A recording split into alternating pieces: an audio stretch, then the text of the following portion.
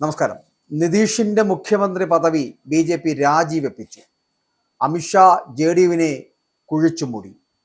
2 പതിറ്റാണ്ടിലധികം മുഖ്യമന്ത്രി കസേരയിലിരുന്ന ബീഹാർ രാഷ്ട്രീയത്തിന്റെ അതികായൻ നിതീഷ് കുമാർ രാജിവെച്ചു.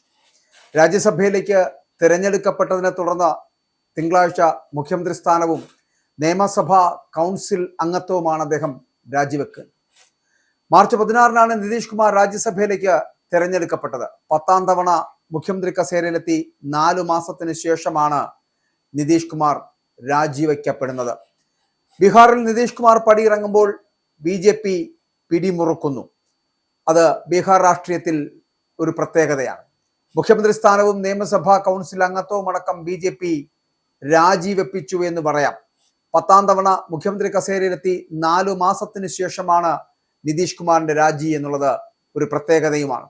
നിതീഷ് കുമാർ യുഗം അവസാനിക്കുമ്പോൾ അടുത്ത മുഖ്യമന്ത്രി ആരാകുമെന്ന ചോദ്യം ബാക്കിയാകുന്നു. അതിനുത്തരം നൽകേണ്ടത് അമിത്ഷായാണ്. അദ്ദേഹം അതിനുത്തരം നൽകുകയും ചെയ്യും. കാരണം ഈ തരത്തിലൊക്കെ നിതീഷ് കുമാറിനെ കൊണ്ടെത്തിക്കാമെങ്കിൽ ബാക്കിയുള്ള കാര്യങ്ങളും വളരെ കൃത്യമായി അമിത്ഷായ്ക്ക് ചെയ്തു വെക്കാൻ പറ്റും. ഭരണമില്ലാതിരുന്ന ഒരു സ്ഥലത്ത് നിതീഷ് കുമാറിനെ കൂട്ടുപിടിച്ച് ഭരണത്തിലെത്തുമ്പോൾ ഇതൊരു സ്വാഭാവിക പ്രക്രിയ മാത്രമാണ്. 4 മാസത്തിന് ശേഷം മുഖ്യമന്ത്രി പദവി ഒഴിഞ്ഞ് രാജ്യസഭയിലേക്ക് ഒരു MP ആയി പോകേണ്ടി വരുന്നതിന്റെ ഗതികേട്. നിതീഷ് കുമാറിന്റെ നിയമസഭാ കൗൺസിൽ അംഗത്വം രാജിവെക്കുമെന്ന് JDU നേതൃത്വം സ്ഥിരീകരിച്ചു കഴിഞ്ഞു. രാജ്യസഭാ MP ആയതിന് പിന്നാലെ സംസ്ഥാന സർക്കാരിന്റെ തലപ്പത്ത് നിന്ന് സ്ഥാനമൊഴിയാൻ നിതീഷ് കുമാർ മടിക്കുന്നുവെന്ന ഊഹാപോഹങ്ങൾ വർദ്ധിക്കുന്നതിനിടെയാണ് ഇപ്പോൾ ഈ രാജ്യപ്രഖ്യാപനം വന്നിരിക്കുന്നത്. സംസ്ഥാന രാഷ്ട്രീയത്തിൽ അധികാരങ്ങളില്ലാത്ത വെറുമൊരു രാഷ്ട്രീയ നേതാവാക്കി നിതീഷ് കുമാറിനെ മാറ്റുമെന്നും അദ്ദേഹത്തിന്റെ പാർട്ടിയുടെ പ്രാദേശിക സ്വാധീനം ഗണ്യമായി കുറയുമെന്നുമാണ് രാഷ്ട്രീയ നിരീക്ഷകരുടെ വാദം. ഇത് തന്നെയാണ് BJPയും അമിത്ഷായും നരേന്ദ്രമോദിയും ഒക്കെ ആഗ്രഹിച്ചിരുന്നതും. അതുപോലെ നടത്തുകയാണ് ബീഹാറിൽ. ഈ പറയുന്ന നിതീഷ് കുമാറിനെ വെറുമൊരു സംസ്ഥാന രാഷ്ട്രീയത്തിൽ അധികാരങ്ങളൊന്നുമില്ലാത്ത വെറുമൊരു രാഷ്ട്രീയ നേതാവാക്കി, ഒരു പ്രാദേശിക നേതാവാക്കി മാറ്റുക എന്നുള്ള യജ്ഞം പൂർത്തിയാക്കുകയാണ് ഇവിടെ. വെറുമൊരു MP ആക്കി രാജ്യസഭയിലേക്ക് അയക്കുകയും മുഖ്യമന്ത്രി പദവിയിൽ നിന്ന് ചവിട്ടി പുറത്താക്കുകയും ചെയ്യുന്ന തരത്തിലേക്ക് BJPയും അമിത്ഷായും തന്ത്രങ്ങൾ പ്രയോഗിക്കുകയായിരുന്നു. അത് വളരെ കൃത്യമായി ഉപയോഗപ്പെടുത്തി എന്നുള്ളതാണ്. അതേസമയം നിതീഷ് കുമാറിന് രാജ്യസഭയിലേക്ക് തിരഞ്ഞെടുക്കപ്പെടാൻ ആഗ്രഹമില്ലായിരുന്നുവെന്നും JDUവിന്റെ പ്രധാന സഖ്യകക്ഷിയായിട്ടുള്ള BJPയുടെ നിർബന്ധത്തെ തുടർന്നാണ് നിതീഷ് വഴങ്ങിയതെന്നും RJDയുടെ വർക്കിംഗ് പ്രസിഡന്റായിട്ട് തേജസ്വി യാദവ് അടക്കം ആരോപിക്കുമ്പോഴും ആ ആരോപണങ്ങളിൽ കഴമ്പുണ്ട്. JDUവിനെ അവസാനിപ്പിക്കുവാൻ RSSും BJPയും ഇറങ്ങി പുറപ്പെട്ടിരിക്കുകയാണ് എന്നുള്ളതാണ് പ്രതിപക്ഷ നേതാവിന്റെ വാദമെന്ന് പറയപ്പെടുന്നത്. ഇതിനിടെ ബീഹാറിൽ നിതീഷ് കുമാർ യുഗം അവസാനിക്കുമ്പോൾ അടുത്ത മുഖ്യമന്ത്രി ആരാകുമെന്നതാണ് പുതിയ ചോദ്യം. ആരോഗ്യ പ്രശ്നങ്ങളാണ് മുഖ്യമന്ത്രി സ്ഥാനത്ത് നിന്ന് നിതീഷിനെ പുറത്തേക്ക് എത്തിച്ചത് എന്നാണ് പറയപ്പെടുന്നത്. JDUവിനൊപ്പം ചേർന്ന് നിതീഷ് കുമാറിനെ മുഖ്യമന്ത്രി സ്ഥാനാർത്ഥിയായി ഉയർത്തിക്കാട്ടിയായിരുന്നു NDA തിരഞ്ഞെടുപ്പ് വിജയം നേടിയെടുത്തത്. അത് 4 മാസങ്ങൾക്ക് മുമ്പ് നേടിയ ഒരു തന്ത്രമായിരുന്നു. ആദ്യമായാണ് ബീഹാറിൽ NDAക്ക് അങ്ങനെ ഭരണം ലഭിച്ചത്. അത് നിതീഷ് കുമാറിനെ മുന്നിൽ നിർത്തിയായിട്ടായിരുന്നു. ആ ചതി മനസ്സിലാക്കാൻ പക്ഷേ നിതീഷ് കുമാറിന് കഴിഞ്ഞില്ല. 4 മാസം മാത്രമായിരുന്നു 10ാമതും മുഖ്യമന്ത്രിയായി അധികാര കസേരയിലേക്ക് എത്തിയപ്പോൾ അദ്ദേഹത്തിന് ഇരിക്കാൻ കഴിഞ്ഞത്, ഭരിക്കാൻ കഴിഞ്ഞത്. പക്ഷേ അദ്ദേഹത്തെ ഇപ്പോൾ അമിത്ഷായുടെ തന്ത്രങ്ങൾ ചവിട്ടി പുറത്താക്കിയിരിക്കുന്നു. അദ്ദേഹത്തെ രാജ്യസഭ MP ആക്കി മാറ്റിയിരിക്കുന്നു.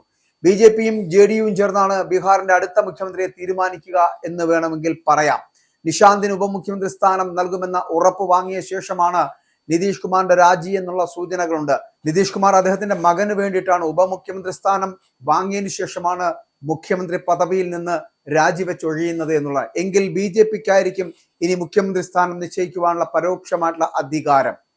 ഉപമുഖ്യമന്ത്രിയും BJP നേതാവുമായിട്ടുള്ള സാമ്രാട്ട് ചൗധരിയാകും നിതീഷിന്റെ പിൻഗാമി എന്നാണ് നിലവിലെ സൂചന. അതായത് ഇത്രയേ ഉള്ളൂ, ബീഹാറിൽ അധികാരം പിടിക്കുന്നതിന് വേണ്ടി നിതീഷ് കുമാറിനോടൊപ്പം ചേർന്ന് നിന്ന് നിതീഷ് കുമാറിന്റെ കൂടെ നിന്ന് NDA അധികാരത്തിലേക്ക് എത്തുന്നു.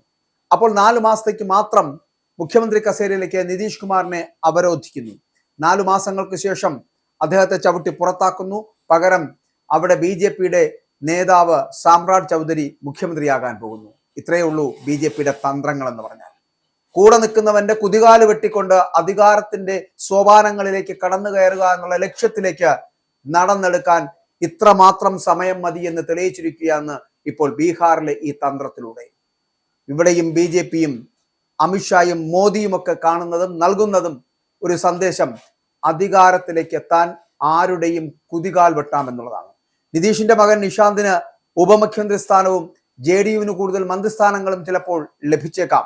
എന്നാൽ നിഷാന്ത് കുമാർ സജീവ രാഷ്ട്രീയത്തിലേക്ക് ഇറങ്ങിയതോടെ നിരവധി JDU നേതാക്കൾ അദ്ദേഹത്തെ മുഖ്യമന്ത്രിയായി ഉയർത്തിക്കൊണ്ടുവരണമെന്ന വാദം ഉന്നയിച്ചിരുന്നു. മുഖ്യമന്ത്രിയാകാൻ എല്ലാ യോഗ്യതകളും ഉണ്ട് എന്ന് JDU ഉന്നയിക്കുമ്പോഴും അവകാശവാദം പറയുമ്പോഴും മുഖ്യമന്ത്രി സ്ഥാനത്തേക്ക് എത്തുക ആരായിരിക്കുമെന്ന് പാർട്ടി നേതാക്കളോ NDA സഖ്യമോ സൂചനകളൊന്നും ഇതുവരെ പുറത്തുവിടാതിരിക്കുന്നത് എന്തുകൊണ്ടായിരിക്കും? നിതീഷിന്റെ മുഖ്യമന്ത്രി പദവി BJP രാജിവെപ്പിച്ചപ്പോൾ ഒരിക്കലും അദ്ദേഹത്തിന്റെ മകനെ എന്തായാലും മുഖ്യമന്ത്രി പദവിയിലേക്ക് കൊണ്ടുവരാൻ വേണ്ടിയല്ലല്ലോ. അവിടെ BJPയുടെ നേതാവ്, ഞാൻ ആദ്യം പറഞ്ഞ പോലെ സാമ്രാട്ട് ചൗധരി തന്നെയായിരിക്കും മുഖ്യമന്ത്രിയാവുക.